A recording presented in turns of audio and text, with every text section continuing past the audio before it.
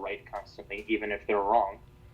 They would rather not feel or know or told that they're wrong, but as long as they have the last word. That I think is as good a summation as any. And I think we can see that everywhere today.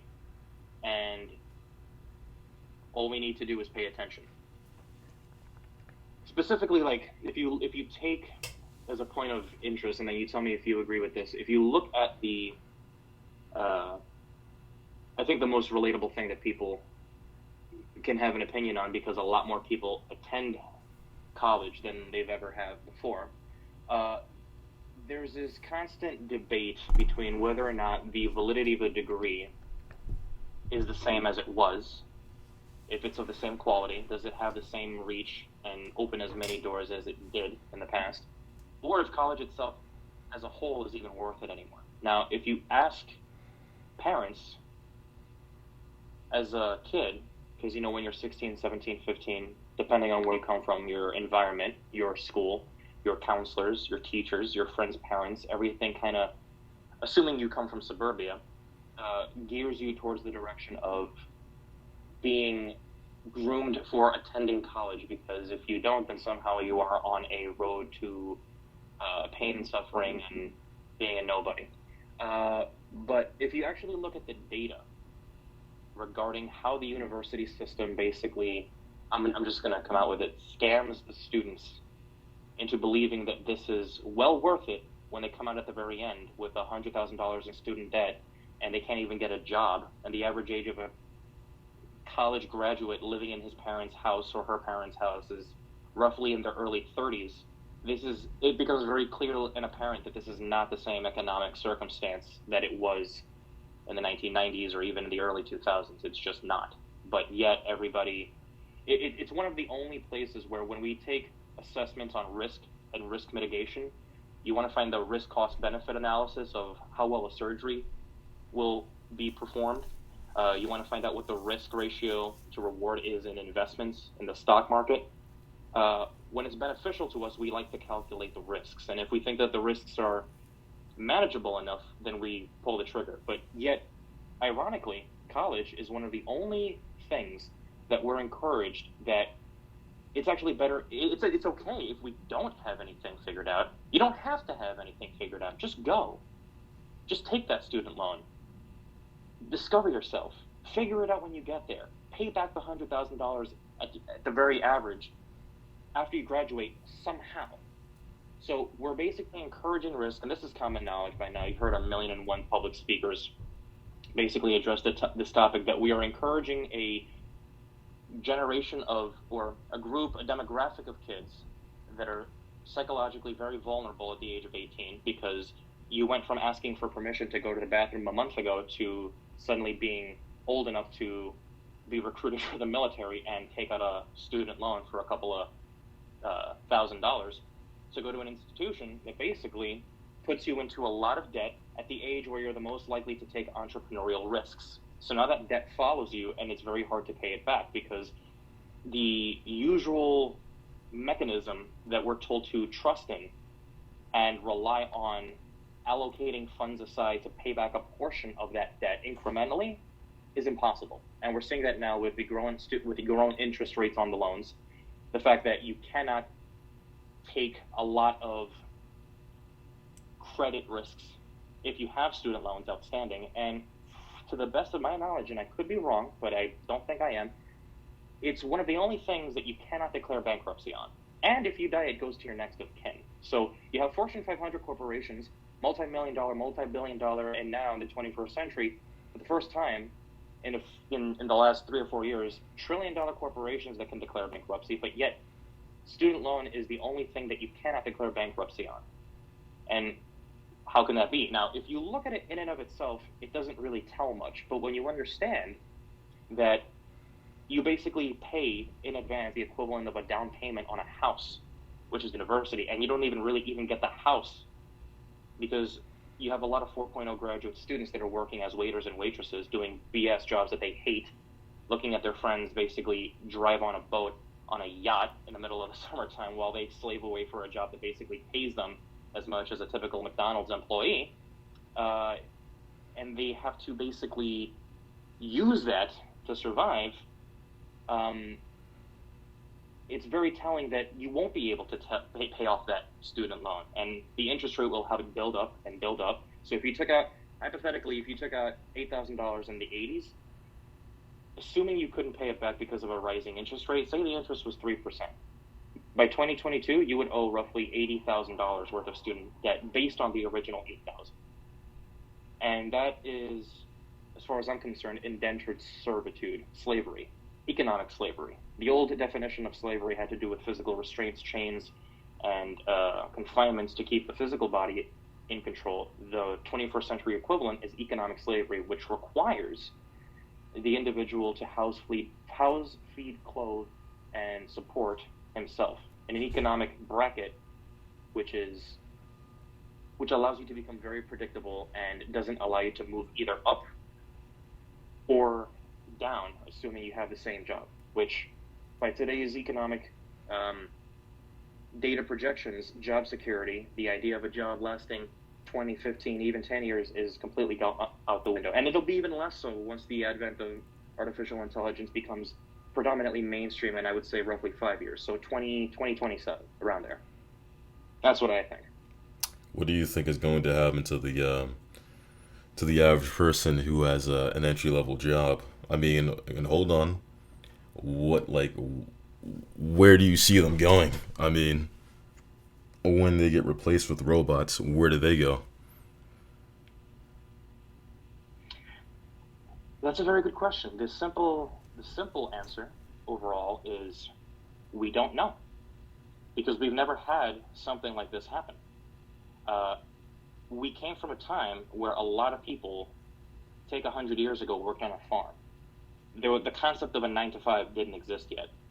But because of the Industrial Revolution, which is the formulation of businesses, the first billion-dollar businesses, which created the infrastructure and the foundation for the systems and services and business that we have today, like steel, like railways and trains, it became possible for people from the country to go to the city to work for institutions that required employees. And thus the 5-day workday, or rather the 5-day work week was born. And people were encouraged to go to school so they can get more money. But now what's happening is artificial intelligence is becoming increasingly more sophisticated. There are articles that are being published on average every 24 hours about how AI has either learned how to read, learned how to code, typed up entire paragraphs and sentences, sometimes even entire articles that you couldn't tell unless told otherwise that it was typed and made by an artificial intelligence. You have AlphaGo and AlphaGo Zero, which beat the world's best Go player, Lisa Dole. I think the original AlphaGo beat Lisa Dole in 7 out of 7 games, and AlphaGo Zero beat the original AlphaGo in 100 of 100 games.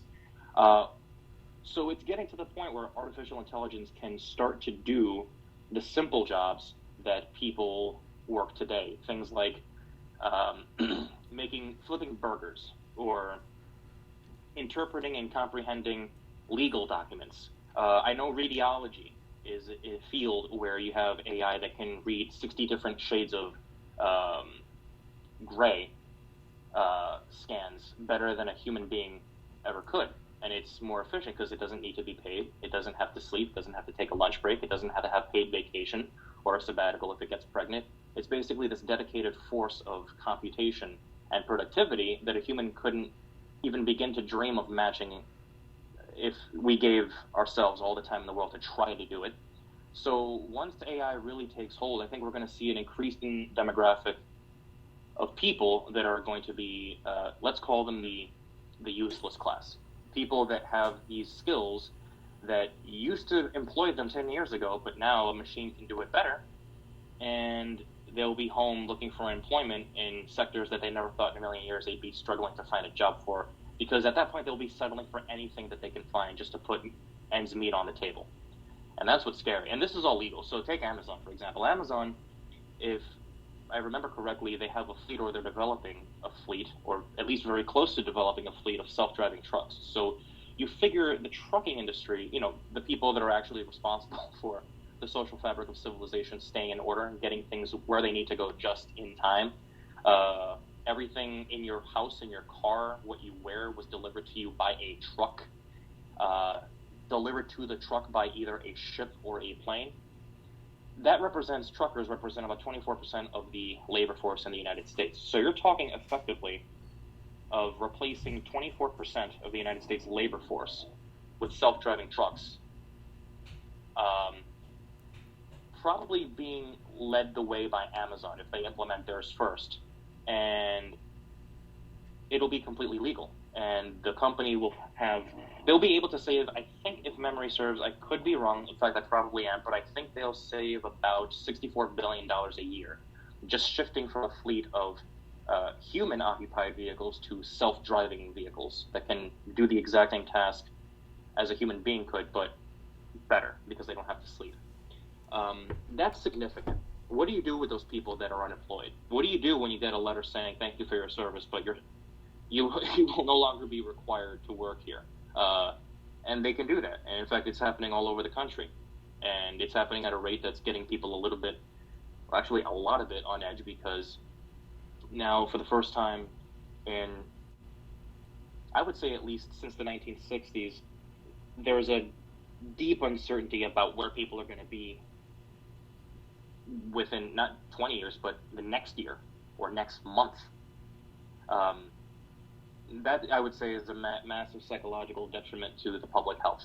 Absolutely. So, if anything, from moving on forward, we're just going to see a lot more machines and robots taking over and a lot more people staying at home. Ultimately being left with no choice but to rely on public government assistance for support. Yeah, I mean,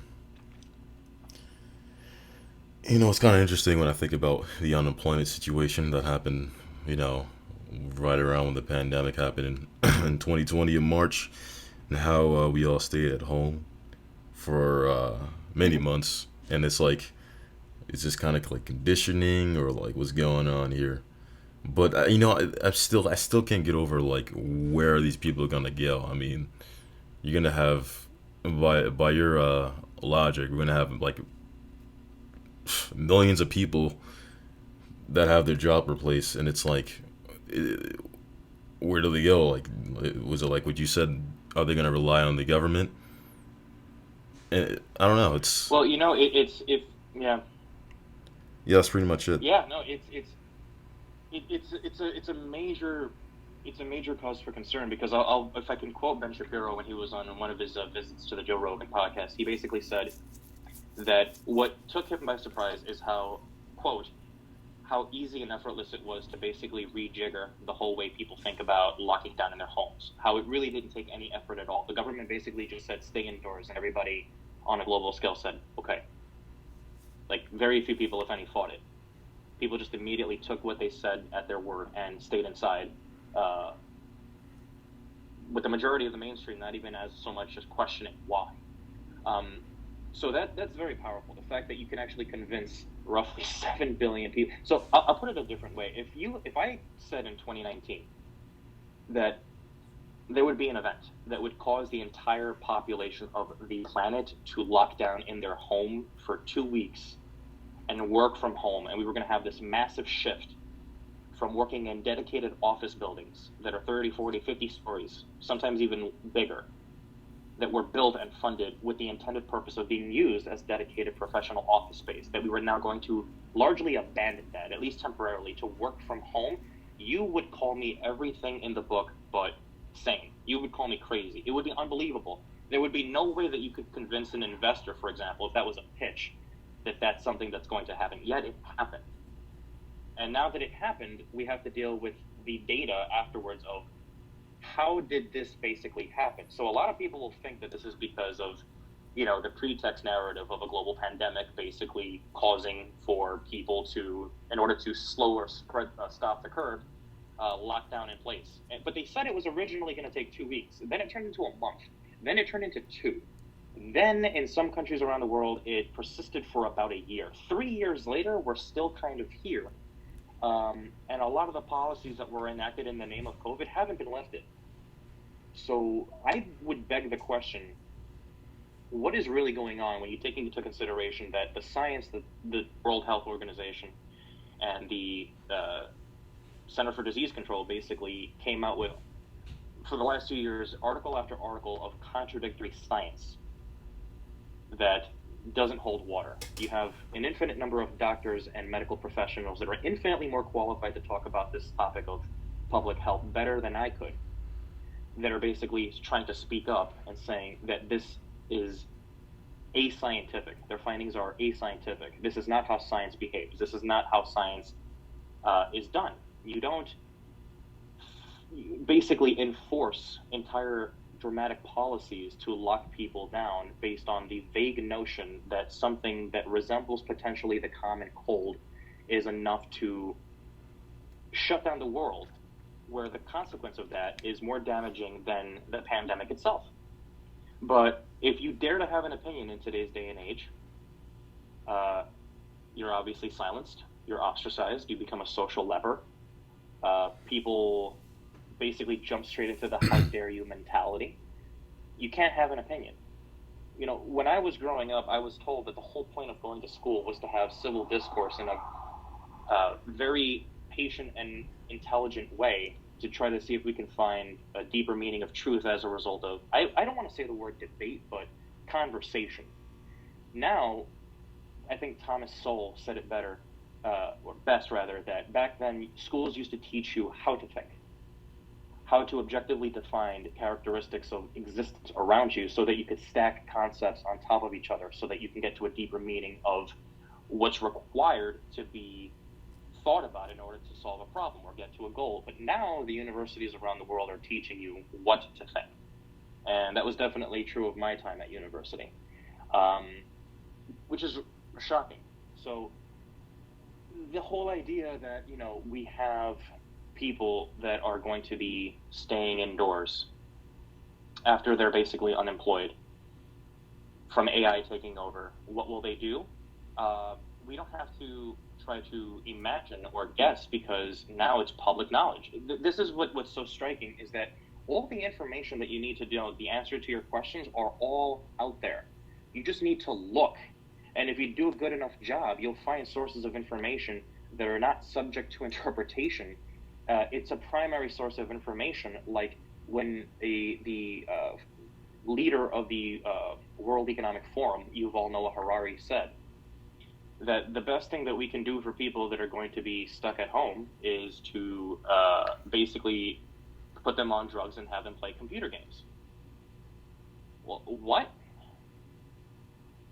What? Can he say that? Can that be said? Unironically?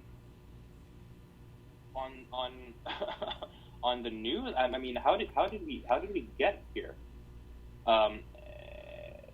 And most people don't seem to have an issue with that, which is what's remarkable, because I mean, he didn't stutter, but yet people are not taking this. A lot more people are starting to wake up, but nowhere near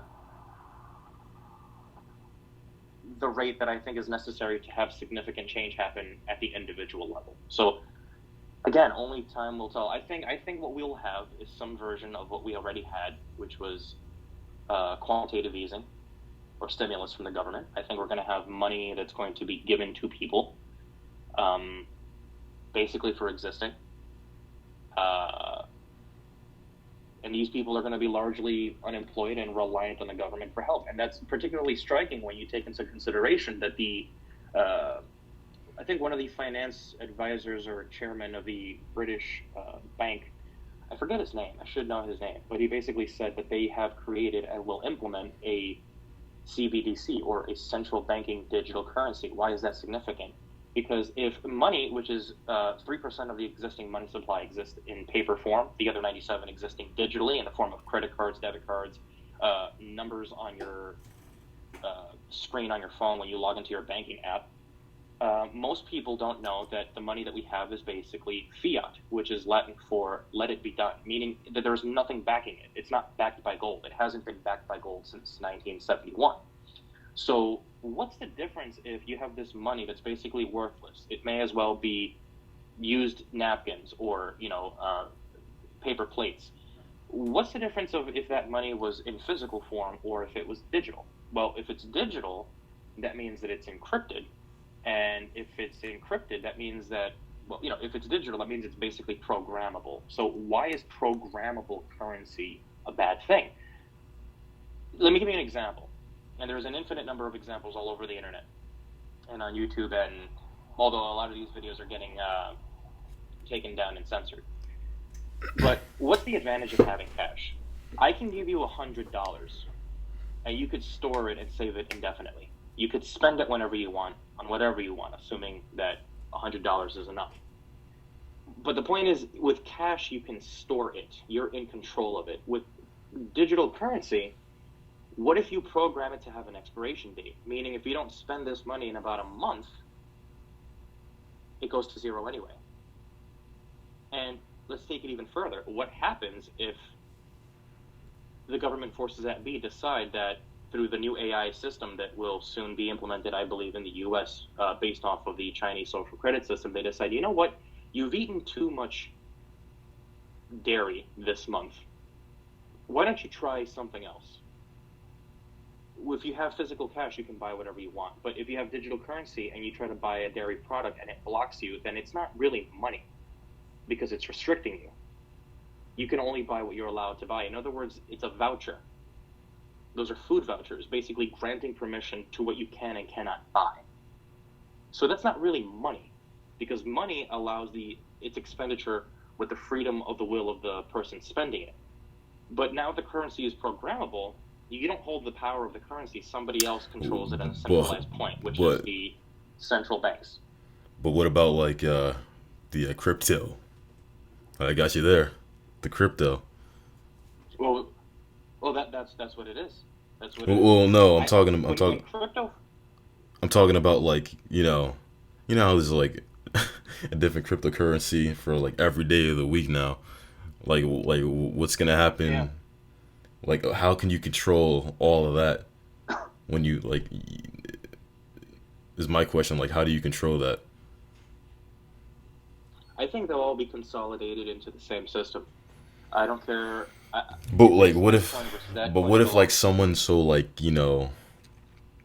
someone so like rebellious created their own, like literally had no connection to any government, created their own? It still would be a part of one system. Well, hypothetically, if someone created a would crypto, it would be pretty useless, like because like they're the only ones that. Oh, absolutely. Absolutely. When crypto was first, when it was first introduced, I think as far back as 2009, mm-hmm. very few people were in privileged position to know and hear and do something about it. There was a guy, I forgot his name. People will probably know. There are memes circulating around him. It's a very popular meme. Of this guy that was sitting in like a bedroom back in like 2007, 2008, mm-hmm. and he was telling people to invest in Bitcoin in 2008. Now I think his viewer count for his video was like, I'm making this up, but it was extremely low. It was like 127 views. Yeah. Right? And when Bitcoin exploded in 2017. People checked on him, and he's basically a crypto millionaire. He's living in his own island, I think, with his yacht, and mm-hmm. he's living the dream. Mm-hmm. And so my point is, when it first came out in 2009, from 2009 to 2017, the mainstream had no idea what Bitcoin or crypto even was. To 2017? Christmas. Yeah, around Christmas time of 2017. And suddenly, within like a week, I'm seeing ads on YouTube talking about crypto. Everybody jumped on this trend and started researching what it was and started basically making products and services with crypto at its focal point. But it was not that effective because the general question to the average Joe in the street is, what is crypto? How do you explain it in a way that it makes sense? How do you explain it in a way where people can understand, which is pretty hard to do back then. But crypto, its main selling point was it was a digital money that had nothing to do with the government. It had no trusted third party. It had nothing to do with the centralized banks. It was peer-to-peer transacting, completely encrypted, uninflatable, uncorruptible, part of something called a public ledger, which is basically a connection of computers that can constantly monitor each person's transaction so that there's no possible way that you can counterfeit anything. This is like the most summarized version of this explanation. And it was finite. Only 21 million Bitcoin can be mined, and each Bitcoin can be broken into 1/1000th called a Satoshi. So it was promised to be the people's currency where, let's say if I sent you $50 on PayPal, PayPal would take $2.75 as its profit, and it would take about 3 days. With this concept, it would be instant, and you can transact, and it would basically give power back to the people. Now, if people know their history about how the money system actually works, which is again public knowledge, you would come to understand that we have a debt-based monetary system. To put that simply, it is impossible to pay off the national debt of the United States, which I think at this point is like $31 trillion. Because if you paid the entire amount and put it to zero, there would not be a single dollar in circulation. Now, how can that be?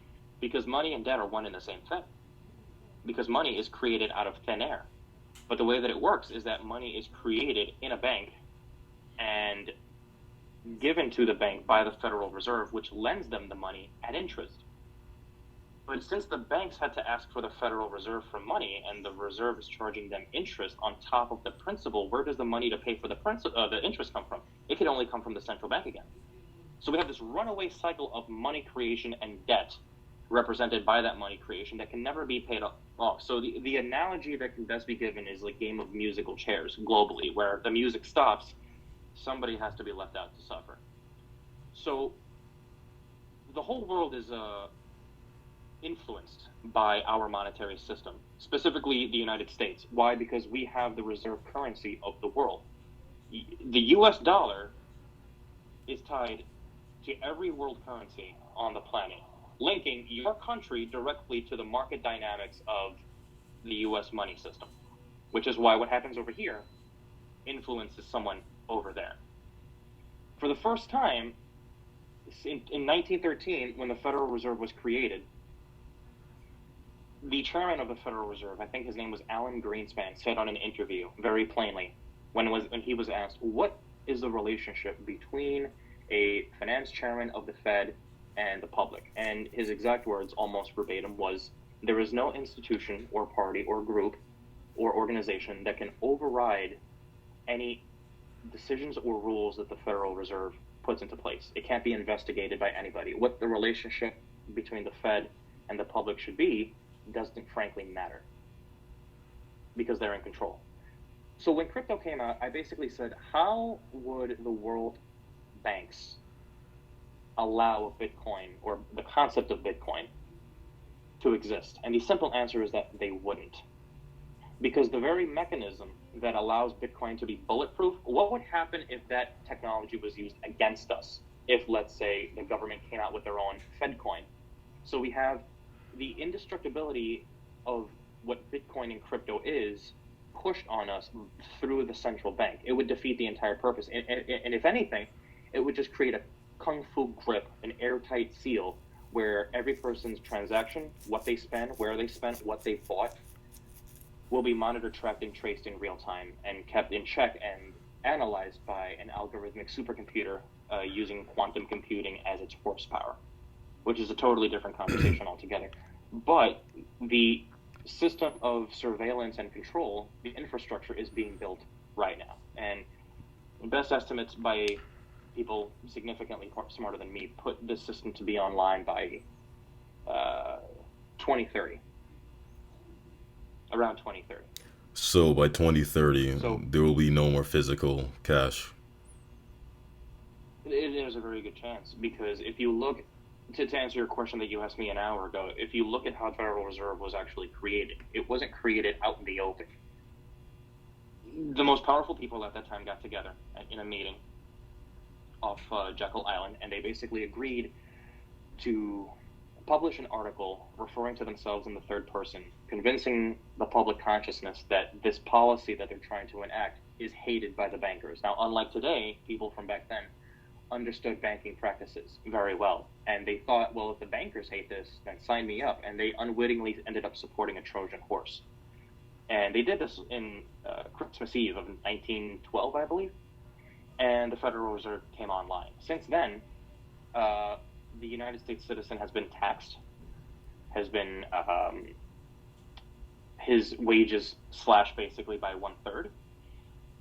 Now, that's the reason why we have this system of financial control that we have today, that most people have no idea is a system of control because they were born right in the middle of it and they have no reference of anything else. I think Bitcoin, and I believe that this is exactly what it is the 21st century digital version of the same control system, where they put the concept of crypto out there, make it sound good, make it a commodity, have people invest in it, and then they come out with the real intentions for what crypto really is, which is the 21st century mechanism of financial control, where they were never going to allow you to use Bitcoin the way that you thought it was going to be or how it could free you, but rather they let you know about it to support it, and then they pull the carpet out from under you, and you realize that it's actually part of their control mechanism, since the Bank of England just issued their first central bank digital currency. Now, what happens if we have one in the U.S.? What then? What does that mean for people's spending habits? What happens when this electronic digital money grid goes online? Now all transactions can't be anonymous. If you pay me $100 cash to mow your lawn, there's no record of that transaction as far as cash is concerned. But if you introduce centrally based digital currencies, there's always a digital trail of who transacted with who, for what, when, where, and a pattern can be made. So it would, for the first time in U.S. history, create a total grid of information monitoring for people's spending habits. There would be no ability to transact in secret. There would be no ability to hide wealth from the IRS or anybody. It would be their wet dream. And in an instant, all of society would be transformed at the behavioral perspective overnight.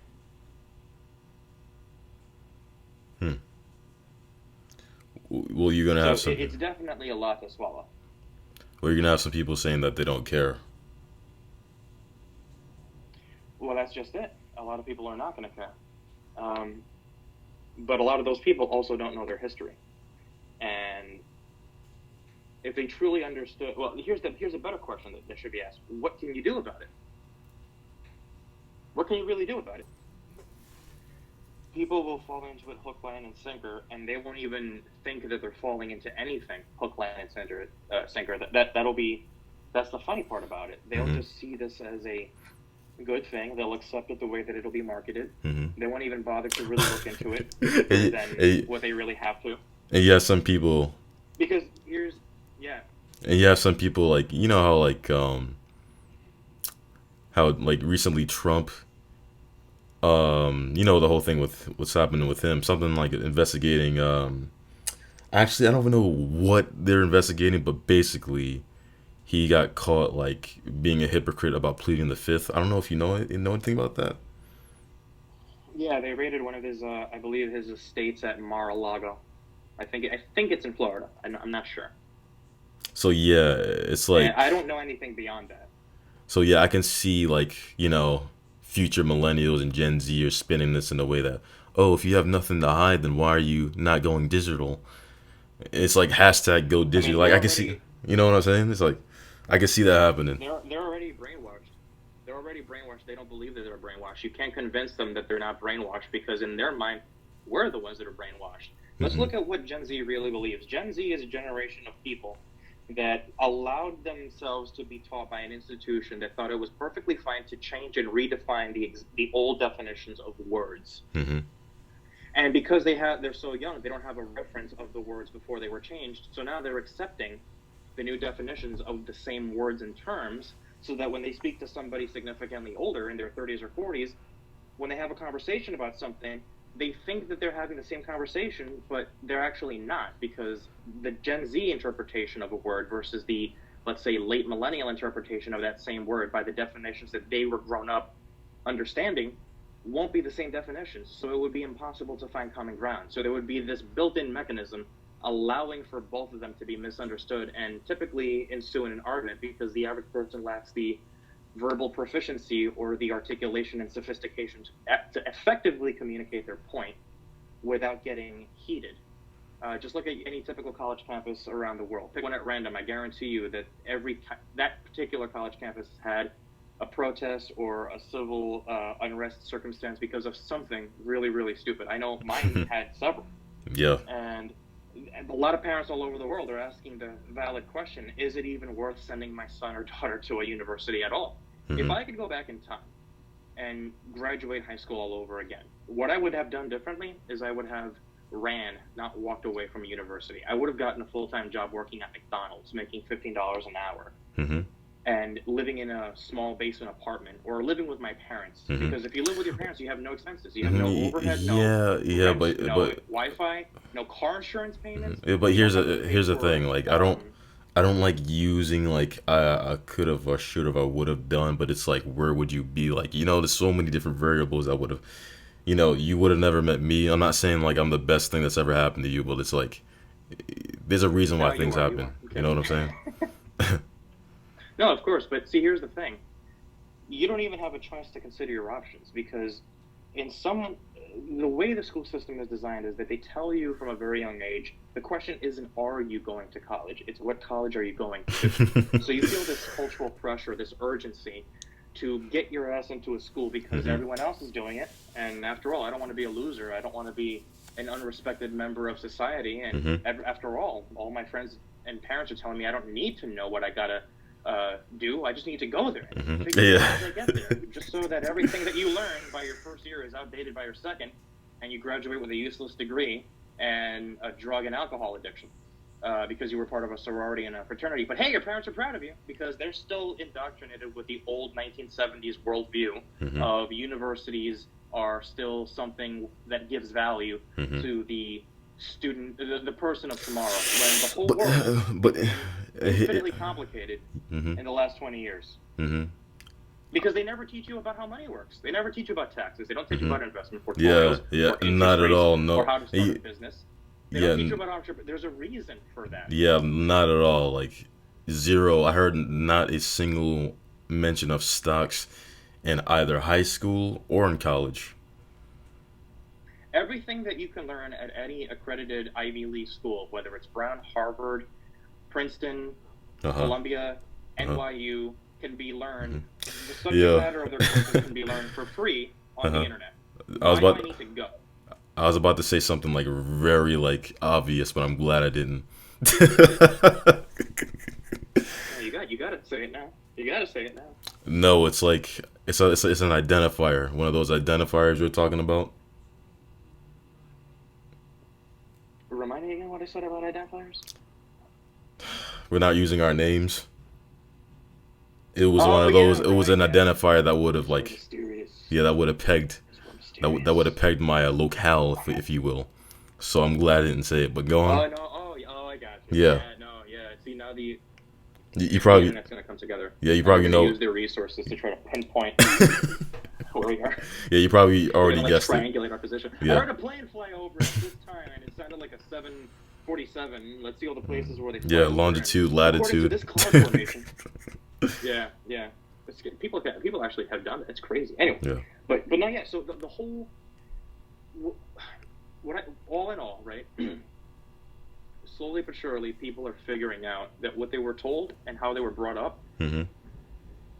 being told how to see the world is not actually how the world is, and you have one of two reactions. It couldn't be more. I mean, think about it like this: how do you have a world where you go to school, you get straight A's all through high school. You go to college on a scholarship. You get a 4.5 out of a 4.0 system. I'm making that up. No.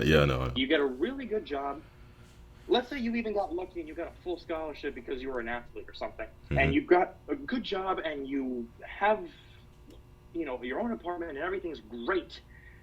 And you're sitting pretty, making maybe $150,000 a year straight out of college. That's being Hmm. Yeah, incredibly that's optimistic, that's and that's that's like yeah, 0.01% of the population. yeah. Okay, Hmm.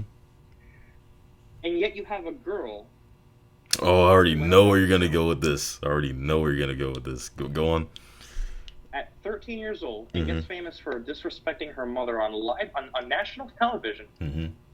and she gets a record deal from it, and she gets contracts from it, and she gets sponsored for it, Hmm. and she Well, this basically could be has no intelligence, no skill, said about but almost. she's a millionaire at the age of 16. I was about to say your name, Yeah, but you can go down the but line. like this could be said about almost anything. Like how many stupid things that happen that just happen because they're stupid people. Like I don't, like I said before, I don't have any more surprises anymore. It's just like, okay, I mean, you got. Well, I'm using that as an illustration to show that there is a massive flaw or a vulnerability in the system where Hmm. we have stupid people that contribute nothing Hmm. other than bad habits and bad examples to young people that are making millions of dollars accidentally, Hmm. where we have people who are actually providing legitimate value and Hmm. services with good intentions to their fellow man, and they're struggling to get by. Hmm. Well, And you know what's that could funny be is because you said it.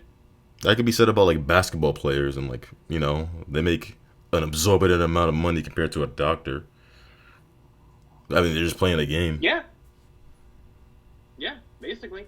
Basketball and sports was one of the first major, I would say, focal points of the emerging and developing attention economy. Because you just said something very interesting. You said that you have a lot of dumb people getting really famous and making a lot of money. It's not that we have more dumb people now than ever before, although that could definitely be argued. Hmm. What's different is that for the first time we have the technology and the detection systems, the platforms that allow these people to gain quick notoriety like we've never had even 15 years ago. Well, that's not true. So take YouTube, for example. Just YouTube started off with like Justin Bieber and cat videos for a while. Hmm. And then it developed into like a gaming platform channel. Hmm. And then the serious podcast started to basically come on the scene around 2013, 2014. So that's about 8 years later. And after YouTube, you had Instagram in 2012, Snapchat, you had Twitter, which has been around. You have all these platforms that started to develop roughly after the year 2004, but didn't really pick up momentum until 8 to 10 years after their creation, because a lot of people didn't really know what it really was, right? Like, what is YouTube? YouTube is whatever you really want it to be. YouTube is it was free form. It was bare bones. It was whatever your phone or your camera could detect could be uploaded for people to interpret however which way they see fit.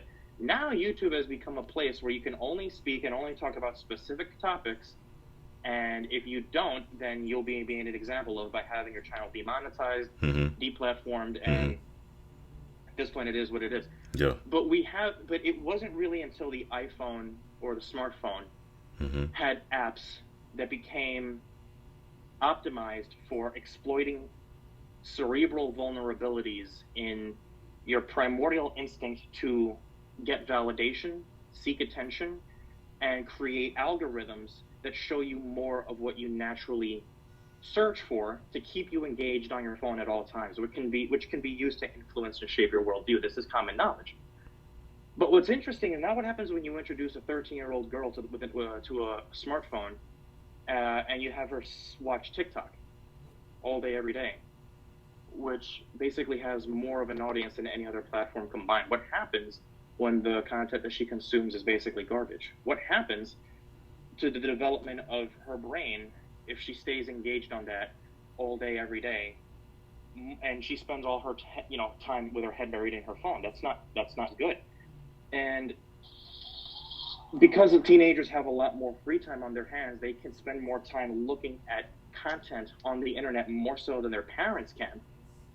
And so it gives a platform to these people that basically do dumb things. They're entertaining, but they're very charismatic. They have energy, and so it's captivating. You can't stop watching, and that only makes them richer. But it just goes to show how humanity selectively rewards more so disproportionately things that provide no value Mm-hmm. and zero entertainment. Well, I shouldn't say Oh zero yeah. entertainment. I made a mistake. Mm-hmm. They provide they provide no value and no practical application to something that can benefit your life, but yet those things make more money than the things that actually do benefit your life. It's like everybody wants to be a millionaire, Yeah. but nobody actually wants to put in the work to build a business.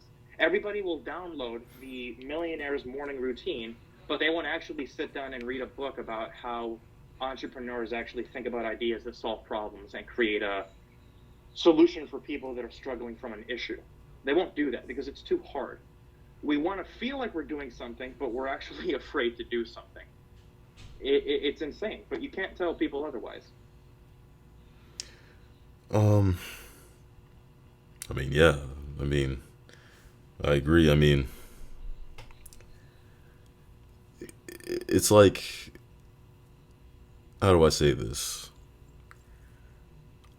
You told me before that the internet, not just the internet, everything that we have now. I don't know if you said everything that we have now, or was it the internet that pretty much amplifies our past behaviors before we had all this stuff. Um, Yeah, absolutely. and yeah, like I think I think what's her name, Daniel Bergoli, I think her name is. Um, Oh honestly, God, yeah. honestly, I believe if that happened, like before the age of social media, it would have happened, but not to that extent. Like we've always had these kind of people, like not her, but people that are willing to make her famous. Um, Oh yeah. it's like you can't. I don't know what to say. You can't take the stupid out of like people, bro. You have to like take it like as it is and like just move on and like I know it's like it's difficult, but it's it's difficult to watch a 13-year-old basically be set for life when you've been working It's significantly hard. difficult to yeah. It's difficult to have somebody sacrifice Mhm. and make painstaking calculations and work hard Mhm. and constantly calculate every move they make Mhm. and not be able to do what they want and to again, sacrifice in a major way for their entire life for the chance that maybe they can Yeah. make enough money to live a comfortable life. Mhm. And you see someone who's 13 years old that doesn't have two brain cells to rub together Mhm. and she becomes a millionaire literally overnight and basically does whatever she wants whenever she wants and she has all this money. Mhm. How does that's frustrating when you Oh, have stupid is it? people that become famous and basically get rewarded by, Mhm. call it the universe, call it whatever you want, for Well, contributing nothing. I mean, take a look at all the people that basically get got rich uh, by doing something media content related, whether it's PewDiePie, mhm. whether it's Mr. Beast, Mhm. whether it's Sneeko. Sneeko, whether it's You well, know how not to so much do it to Sneeko. I you. was thinking, well, the point is, if you actually look at a lot of their interviews, they will tell you that they got famous accidentally. Mhm. It was literally a circumstance of opportunity meeting luck, Mhm. resulting in abundance. Mhm. Now, none of these people, with the exception of maybe I would say Mr. Beast, Mhm. actually took the time to put together a formula Mhm. for how to optimize existing variables all around us that would result in the maximization of money, which results in financial freedom to do whatever you want. You don't have to listen to a boss. You don't have to take orders from your manager. Mhm. And all of these people basically got that way in the media space pretty much accidentally. Now, Wait. what does that All tell you? or Pretty much, most? yeah. If you, Oh, I know okay. for a, I would say comfortably either most, if not all. Yes, because You don't think they some basic. people like just like manipulate the algorithm, like they just know what's popping and like they know what, because I've seen people like they when you see these YouTubers and you see people on Instagram, they do stuff that is popular and that's well searched. So it's not always coincidental. I want to say most of the time is because there's some people who who figured this out to a T, Yeah, I would like say legitimately got famous. I would say in 2022, because YouTube has been around since 2006, 2005 or there's six. definitely this notion. There's definitely this notion that if you take the time to actually study how these platforms work, everything from TikTok to Instagram to Facebook to Snapchat to Facebook, I said Facebook, to Facebook Messenger, if you look at all the reasons why they're successful, what you'll notice is that they basically become better, efficient versions of the platform before it, Mm-hmm. which all do one thing. They're designed by attention architects and social engineers to maximize the likelihood that you'll spend your face glued to that screen because it's part of the attention economy. I forgot who said it, but somebody basically said that YouTube basically declared that out of all the platforms that exist, there's this one uh, variable that it's competing for that gets that it's competing for directly, which gets more people's attention than YouTube actually does. And you know what they said their number one competitor was? Was it TikTok? Sleep. Oh, sleep. Sleep. No, sleep. Because it's the one thing that everybody undeniably needs, non-negotiable at some point throughout the 24 hours of their day. Everybody has to dedicate time to sleep. You can be 60 years old and not have TikTok because you don't know how to use it, but you got to sleep at some point, don't you? Mm-hmm. So YouTube, sleep, is the number one thing that people give all of their attention to because they end up doing it without interruption. But you can interrupt social media because you can consciously choose to put it down. So their job is to make it as hard as possible to do that.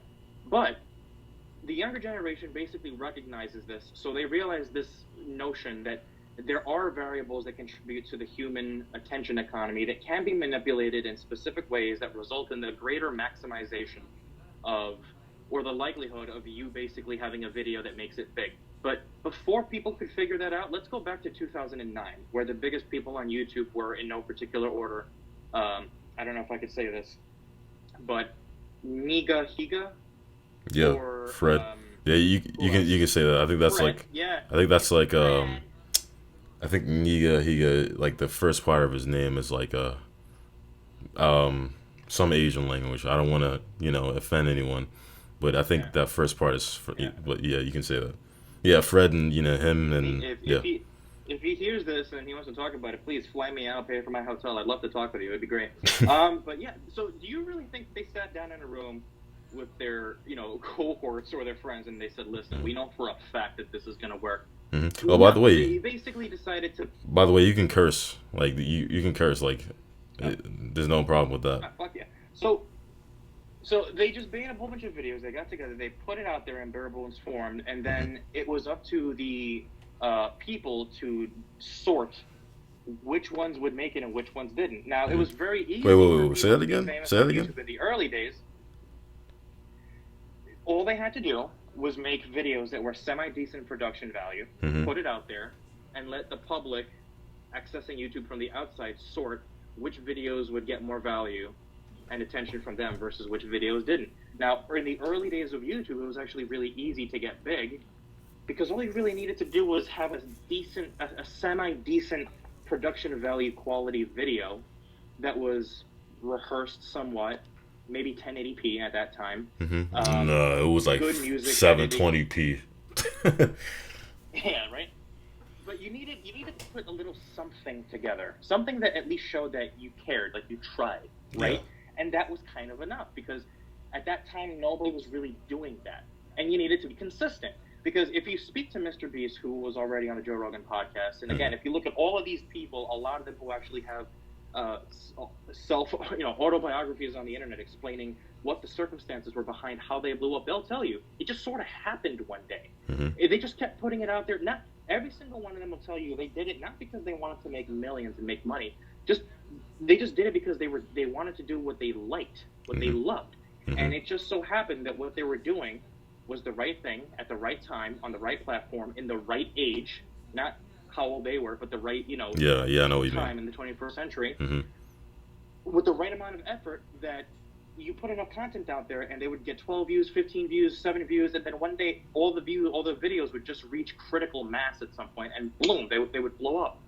And once they got that momentum going, then they were getting money, and they were getting a lot of it. They became millionaires. I think how much money does PewDiePie has? Like 47 million or something. I don't Do not probably know. a hell of a lot more than that. Yeah. But that's all from YouTube. Mm-hmm.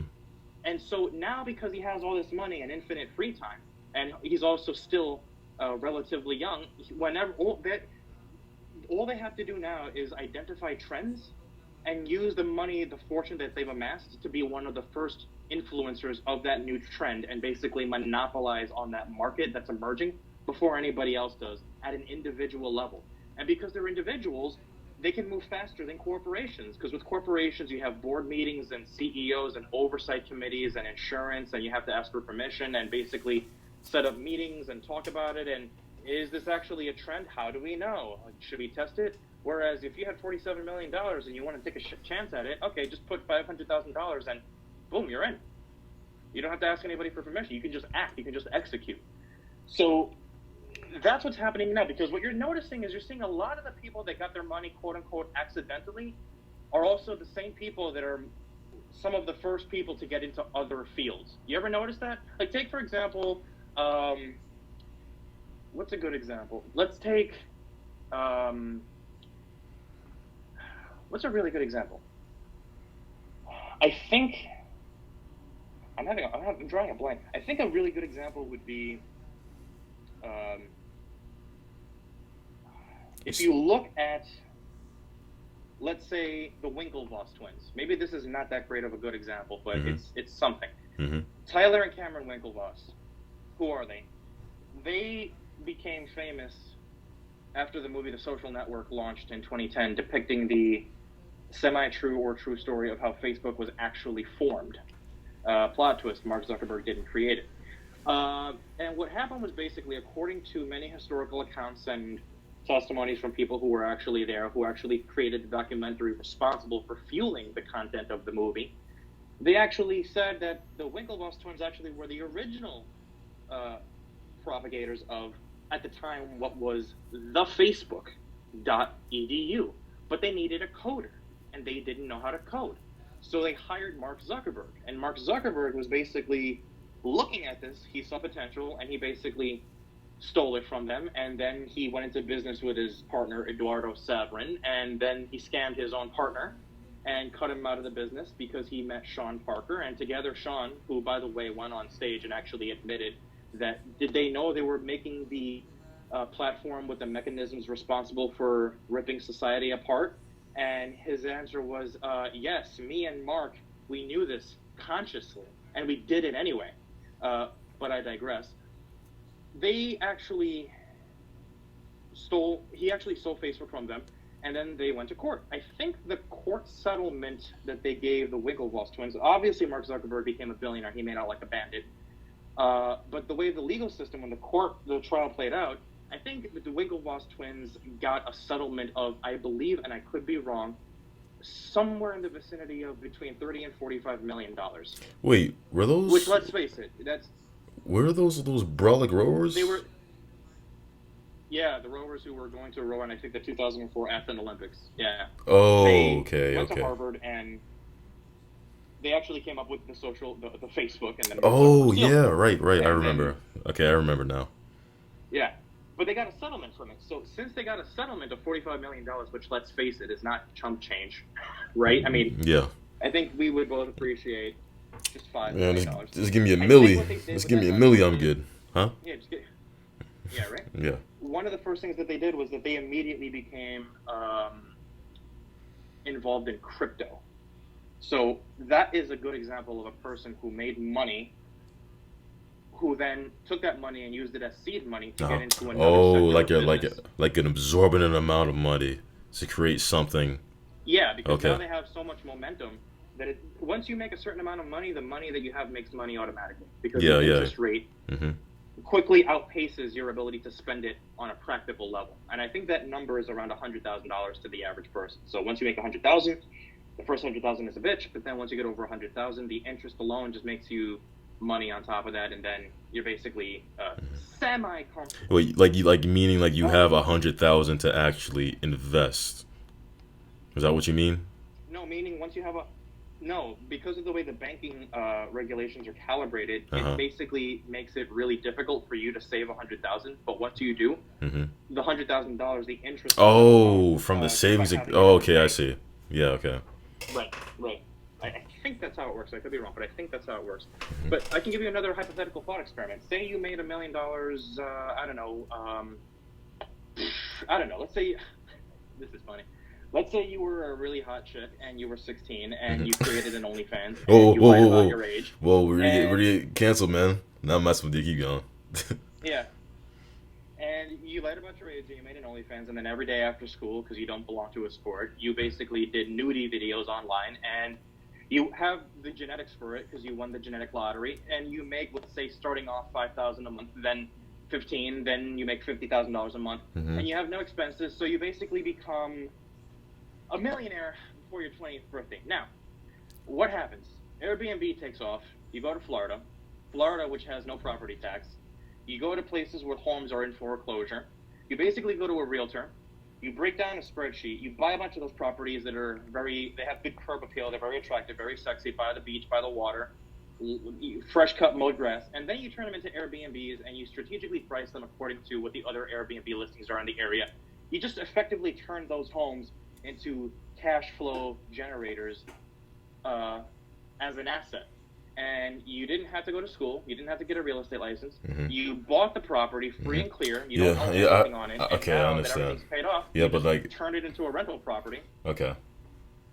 Yeah, I understand. And you use the $1 million to fund that. And Mm-hmm. then you buy 3 homes, and then you wait for them 3 homes to make you money, which makes you $2 million Mm-hmm. net after your first investment of one. And then you take that two, rinse and repeat. And there's a few girls that have actually done that. Because what the internet's done is that you have to remember the internet was originally created and boosted in its development by internet pornography of all things. When the PlayStation 4 and Xbox One first launched in 2013, I remember specifically there being 0 games for it, or at least no really good exclusives. But you know what people were doing? It didn't stop people from doing what they did. They actually bought Xbox One consoles that were bundled with the mandatory non-negotiable like camera that came with it, and people were recording each other having sex and uploading it to Pornhub. People use porn makes up 85% of all the internet searches at any given time.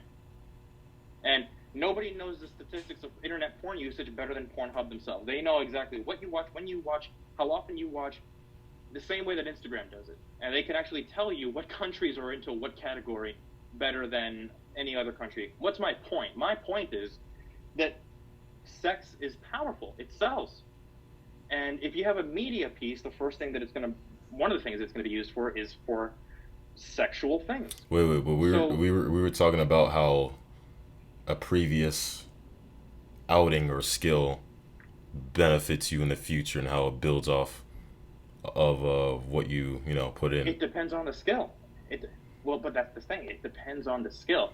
I'm talking about how what the 21st century has done with the internet is that it's allowed average people with little to no intelligence to capitalize on nothing but their looks, because there's always going to be a horny guy out there somewhere who's willing to pay $15 a month for something he can find on another website for free. And because of the way that sexuality works in men is that we're visual creatures. So we get turned on visually. So if you have a girl who's 19 years old, 18 years old, and she puts her body on the internet, you have no shortage of men that are going to pay money to see her just eat ice cream or eat yogurt, whatever. She doesn't even have to get naked. Yeah, just And like people will sit give her there a and like subscription. just do random stuff.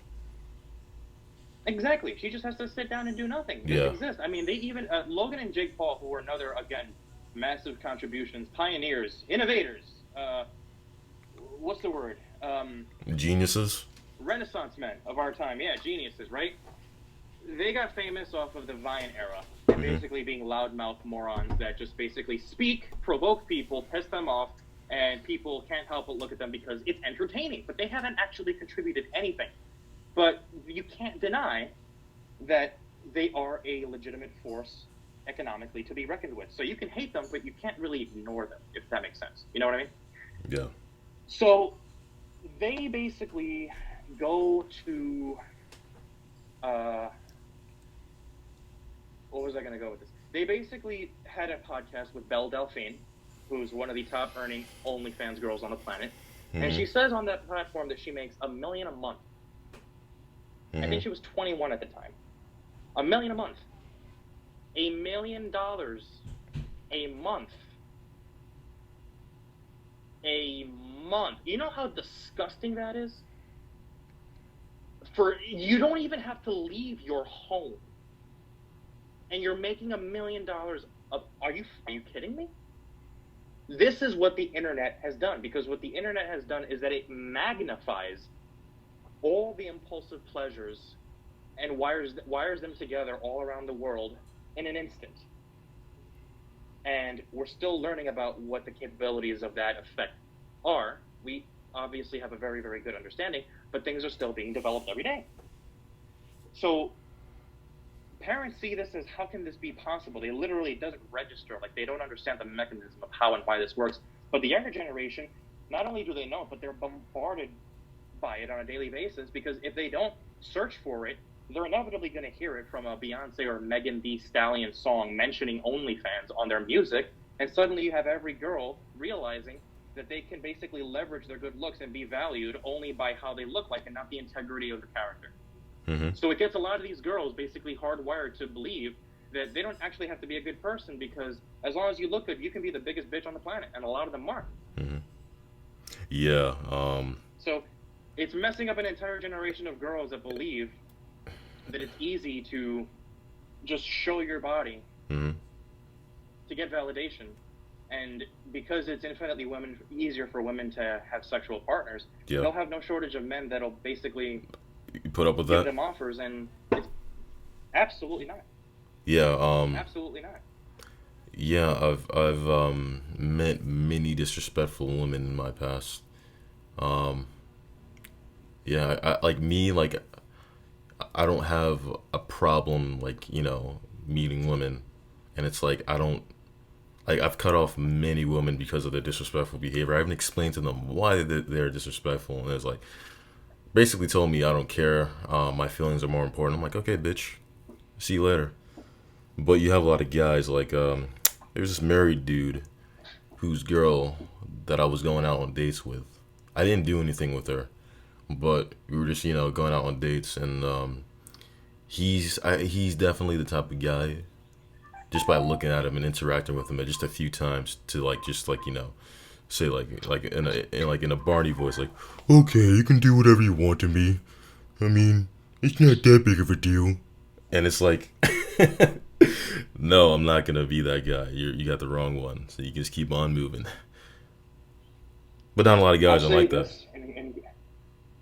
I'll say this in closing. I will say that this is the easiest time to become educated, but it's also the time where the least people are educated. Because all you have to do is look at YouTube videos of people being asked questions in New York City. Mm-hmm. And these are basic questions, like, how many continents are there? Give me the name of two countries. Well, you gotta admit, bro. It is kind of hard. Yeah, I guess it is hard to basically, describe what color the sky is. Or No, how many meaning. fingers you have on your toes. No, meaning. Or hands. Well, here's the thing. It's like, how many things do you don't know that's obvious to the next person? It's all perspective. You know what I'm saying? Jesus Christ. I didn't consider it like that. Thank you. You've like, enlightened and broadened my horizons. Like, how many times do you look at other countries? Like, come on, man. You mean all the other countries that basically have working Wi-Fi at this point? No, check it out. No, seriously. Because look, these people, they're asked basic questions, right? How many stars are on the flag? Mm-hmm. They don't know. Even one of the people in one of the videos was dressed in a purple cap and gown because he just graduated, I'm guessing, NYU. They asked him, how many years are in a decade? He didn't have the answer. He didn't know. How many makes up 1 dozen? They couldn't answer those questions. Mm-hmm. Who was they? Who was they? Yeah, and what's random people that were interviewed in the city. Oh, just random people. Yeah, just random people, and a lot. But look again. What's significant is that the guy that was interviewed wearing a cap and gown, the symbol of intelligence and aspiration of being catapulted into the future of success and, intelligence and knowledge and going to school and all that crap, right? The image. What do you do at like graduation? You throw your cap to the sky. Mm-hmm. Some old guy comes, gives a speech, says, "Congratulations, you did it. Go out to the world and do stuff, make it happen. Good job." Yeah, gives some speech about how knowledge is this infinite soup of whatever the fuck, and then he sends you out on your way. And this guy couldn't answer a question of how many years we're in a fucking decade. Or how many were in a what? That's unexcusable. And yet some of these people are the same people that are calling for the abolishment of the FBI, the abolishment of the police force, the rewriting and abolishing of certain amendments of the Constitution, which are incredibly complicated and complex. Most people have no idea how many amendments there are, or what the Second Amendment is, what the First Amendment says, or what the 13th Amendment. They have no idea about any of that stuff, and yet they get emotionally charged, join the crowd, go to a protest because everybody's doing it. They get caught up in the moment. And yet you ask them simple questions about what they're even protesting about, they can't tell you. Oh, yeah. We are such an intellectually stunted generation of people with, paradoxically and ironically, a device in your pocket that you can search any answer to any question that you want right there, and yet we're stupider than we've ever been. How does that happen? But here's my question. That's like being locked in a room full of food and starving to death. I don't get that. Like why are you so mad, though? I don't get that. Because it shouldn't be that way. It shouldn't be that way. But it's like... It should not be that way. I'm not saying that people should do what I say or that people should imitate, me or that I'm God's gift. No, absolutely not. Of course not. It would be incredibly arrogant and egotistical to assume that. But to see that we have a group of people that can't see something that is so painfully obvious, which is they're not the brightest bunch. What's funny? The people that are not that intelligent never think that it's them. You could tell them there's a lot of dumb people out there, and they'll be like, "Yeah, good thing I'm not one of them." Like, are you freaking kidding me? But I mean, because, it's like if they can't answer questions like that, it's like, why are you even getting mad at them? It's like, they're probably already a lost cause at that point. It's like, well, what's the point even, like? Because they don't know, they don't appreciate what they have. They don't even know what they have. They don't even understand how good they have it. And they're taking everything for granted and complaining about dumb shit. We live in the pinnacle of human existence. The best time to be alive, by far. You're hungry, order food to your house. Gets delivered in 20 minutes. You want to order something? You don't want to go to the store? No problem. Gets to your house the next day. You want to compare prices? No problem. Search on your iPhone that you have in your pocket. Your handy-dandy little hand computer that connects you to every piece of archived piece of information that's stored indefinitely throughout the world. You can use that to build your life, man. And what are people doing with that? They're watching dumb videos. They're getting caught up in dumb issues, petty topics of arguments, misinterpretations, slander, dumb hip-hop culture. Well, I think it's all... And are sitting there actually with a serious face saying that America is such a bad place. If it's so bad, then why don't you leave? But they won't leave. Why? Well, it's all virtue signaling. That's why. I think it's all virtue signaling. It's all virtue signaling because they're bored. But what I was going to say is that isn't it interesting that the same people that protested America is so bad and so terrible and institutionally racist and systemically this and, mandatory inoculations that, isn't it funny that nobody ever leaves? Isn't it funny that nobody ever really truly leaves? Well, what if they... talk about America bad is, but... What if they say, like, oh, I'm trying to change things, you know what I'm saying? Okay, ask them how.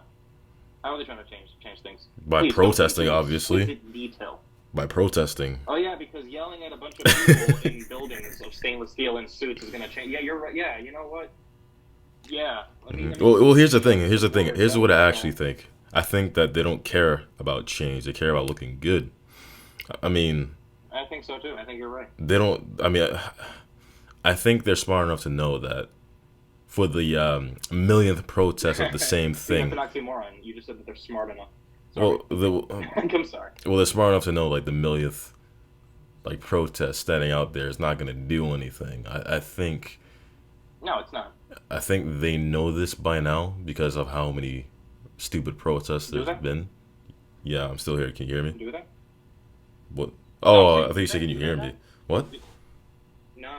Oh. Because you said you think that they know by now. My question is, do they know? Do they really know that? I mean, I know it's like... How pointless it is? Some people do. I want to say some people do, but it's like when I see the amount of people, same thing with the, or going back to the vaccine card thing. It's like, what is the point of posting that on your social media? It's just to say that you're better than everyone? To show how much better you are than exactly how Yeah, I much mean, better you are than everyone else, because you in their words, you stopped worrying about stupid conspiracy theories and took the stupid injection because you're doing your part. And how dare you question the vaccine because we're in a pandemic, and I guess you don't care about old people, and what is wrong with you? In the meantime, 2 years later, you have like a 40% spike in cancer, of freaking autoimmune diseases, of neurological disorders, people dying of heart attacks. I mean, the list goes on. There was a published article that a court order forced the public displaying of, I believe the number is, I'm probably get this wrong, 1,192 different side effects, which is every disease basically that can be categorized known to man that's associated, an increase ever since something happened 2 years ago. I wonder what that could be. Probably, oh, right, that thing that we were forced to get against the virus that we were told had a 0.01%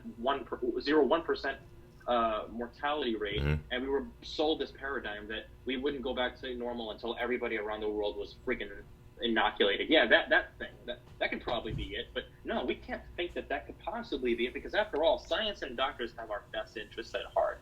Yeah, right, sure. Okay, sure.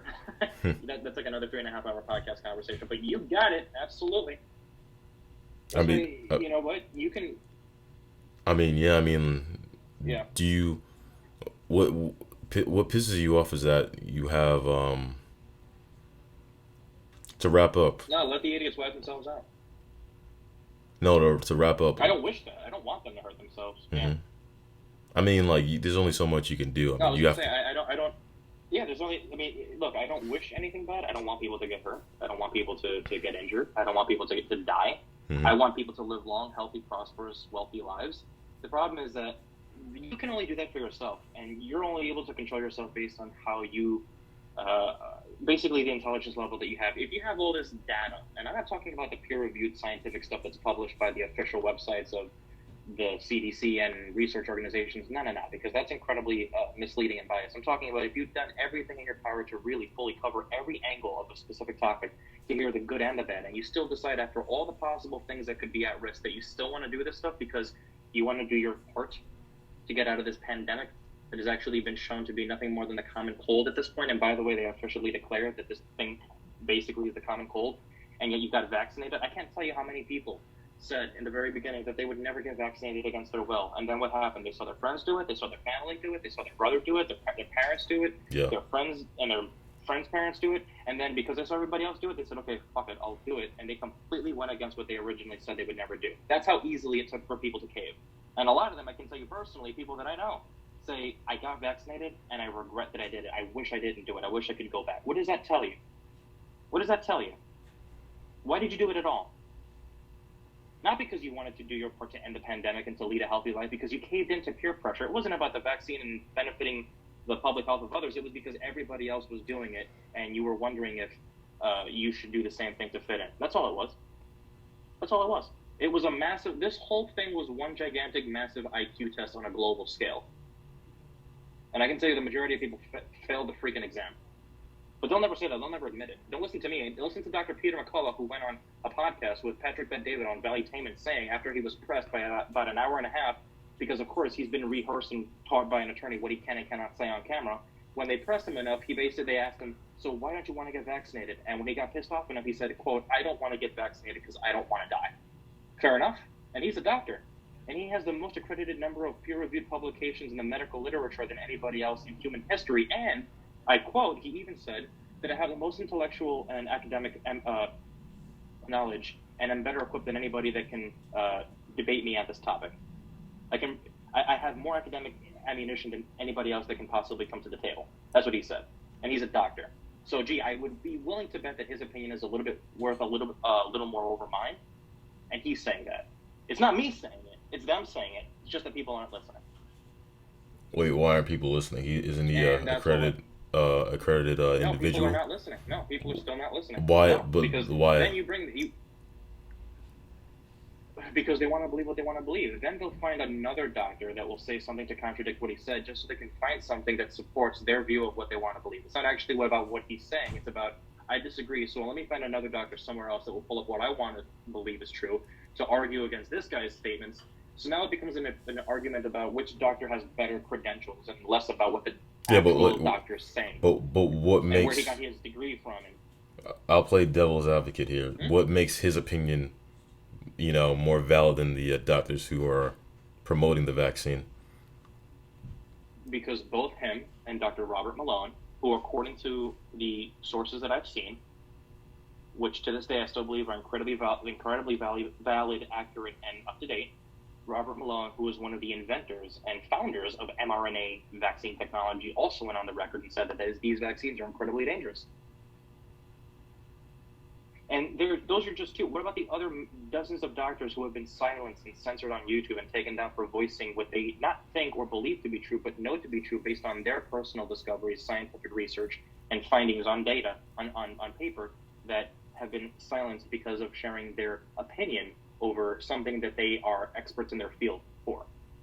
But yet the public somehow knows better. Right, okay, sure. Right on.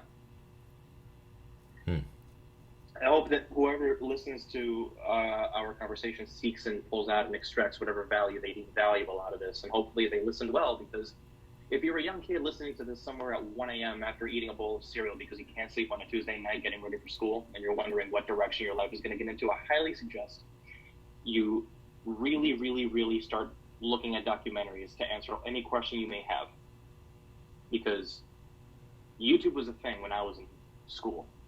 And there was nearly not as much information as there is now that can be available for free, that can, if listened to, drastically change the course of your life. You have questions about college, Google it. You have questions about interpersonal social dynamics, watch the Jordan Peterson video. You have any questions about finances, look at finance videos. Listen to Patrick Bet-David of Valuetainment. The information is out there. It's, again, people don't look. Don't get me wrong, a lot of people are not stupid. It also is that a lot of people have no time. They have families, they have full-time jobs, they have kids, they have responsibilities, obligations. They work from 8 in the morning, come home at 8 at night. The last thing they want to do is do research and try to connect the dots, because they just don't have enough time and energy to do so. And I get that. But in today's day and age, you better find an excuse to do some research, because the emptying stores in the supermarket shelves beg to suggest otherwise. Have a good night, everybody. I mean, yeah. Okay, that's it.